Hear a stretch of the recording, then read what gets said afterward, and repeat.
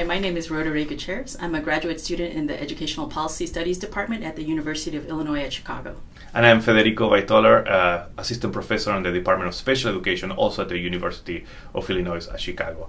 And in this special issue, we curated a set of papers that examines the dialectics between neoliberal education reform and community resistance in the city of Chicago. Chicago is a pioneer of neoliberal education reforms.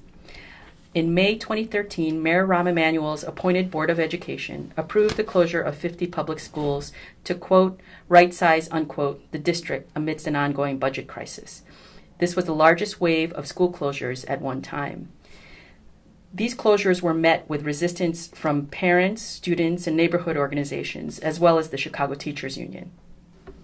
The papers in this special issue examine school reforms from different vantage points that are rarely leveraged to understand the complex and interacting consequences of and contestations to neoliberal reforms. In the first paper, Pauline Lippmann draws from her experience as activist scholar to immerse the reader into the historical, political, economic, and educational context of Chicago. Her paper examines the relationship between neoliberalism, racism, and educational policy in the third largest city in the United States.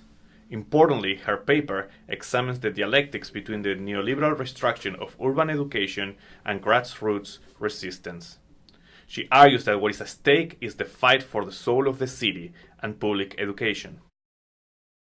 Federico Waitoller and Gia Super present a qualitative study that complicates simplistic notions of school choice, particularly for Black and Latinx parents of students with disabilities.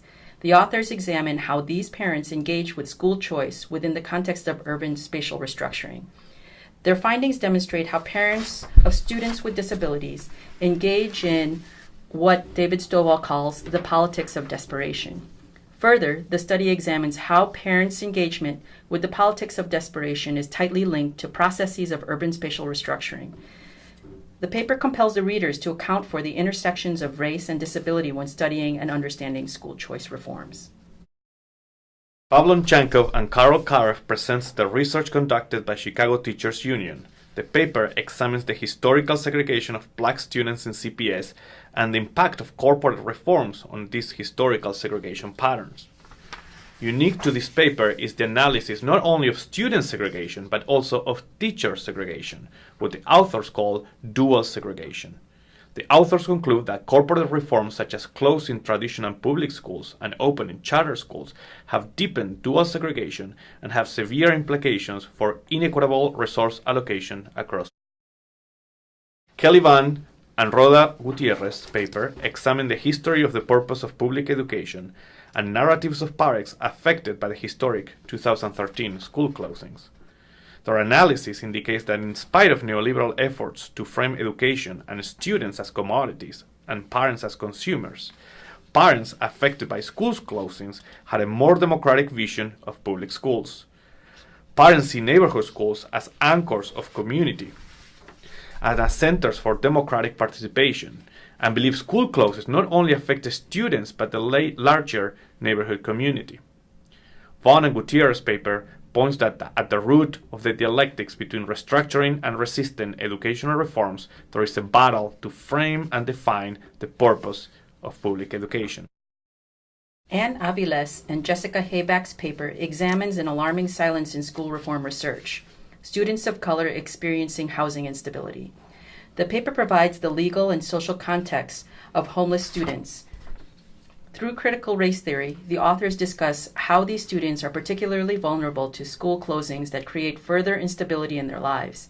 They identify that challenging white supremacy and slow violence are key to creating equitable education policy for homeless students and call on researchers and policymakers to attend to the unique circumstances of these students. Kenneth Saltman's paper examines the core assumptions of pay for success, a financing practice that has quietly gained momentum and has made its way to the new reauthorization of the Elementary and Secondary Education Act, named Every Student Succeeds Act. Saltman's paper debunks the claims favoring PFS on the grounds of market discipline, cost savings for districts, transferring the risk of failure, and corporate responsibility. He concludes that PFS is, quote, neither innovative nor necessary, but is rather a technique for rich investors to skim money out of public service provision, a hijacking of public governance, and misrepresentation of the corporate fleecing of the public sector as corporate social responsibility, unquote. In the final paper, Christopher Lubienski discusses overreaching themes of the special issue. Lubienski's final discussion highlights that neoliberal reforms do not organically emerge. They are the result of strategic efforts by corporate and political elites that experiment in working class and racial minority populations. These reforms, Lubienski reminds us, always face resistance as illustrated in the papers of this special issue. In addition, this final paper provides a word of caution about how we use language in critical scholarship and the problem of creating an echo chamber in our research, preaching to the choir.